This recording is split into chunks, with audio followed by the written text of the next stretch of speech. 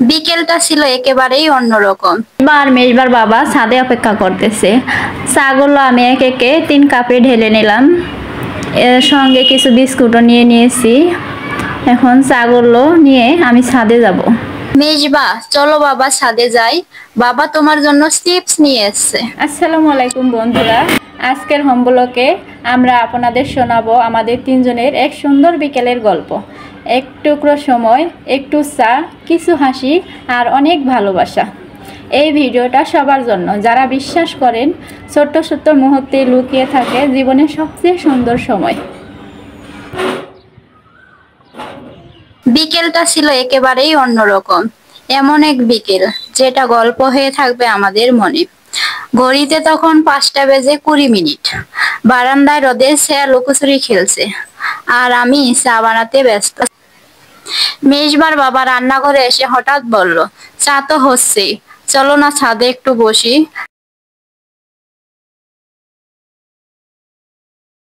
আজ মেজবাও বেশ চঞ্চল। মেজবা তখন রঙিন কাগজে রোদ আঁকছে। ওর আঁকায় রোদটা সব সময় হাসে। ওকে ডেকে বললাম, মেজবা চলো বাবা ছাদে যাই, বাবা তোমার জন্য চিপস নিয়ে এসেছে। মেজবা আর মেজবার বাবা ছাদে অপেক্ষা করতেছে। চাগুলো আমি এক একে 3 কাপে ঢেলে নিলাম। এর সঙ্গে কিছু বিস্কুটও নিয়ে নিয়েছি। এখন চাগুলো নিয়ে আমি ছাদে যাব।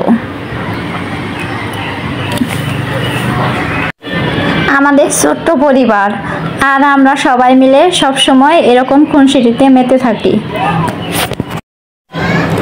আজও কিন্তু ব্যতিক্রম নয়। আমরা তিনজনে মিলে ছাদে একটা চায়ের আড্ডা দেব। আমাদের এই ছোট্ট ছাদটা যেন এক টুকরো শান্তি। তিনজন মিলে বসে রোদে ভিজে নিই, গল্প করি, হাসি। মেজবা মাঝে মাঝে বলে ওঠে, আমার তো মনে হয় আকাশটা আজ আমায় দেখতে এসেছে। আর ওর এই কথাগুলো শুনে আমরা হেসে উঠি।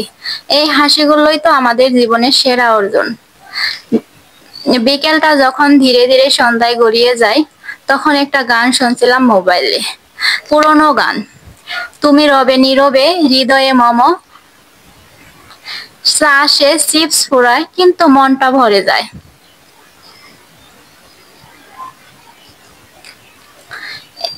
এই ছোট্ট মুহূর্তগুলো আমাদের জীবনের রঙ্গ। আমরা হয়তো বড় কিছু করছি না, তবু এই সময়গুলো আমরা সবচেয়ে বেশি আমরা হয়ে উঠি।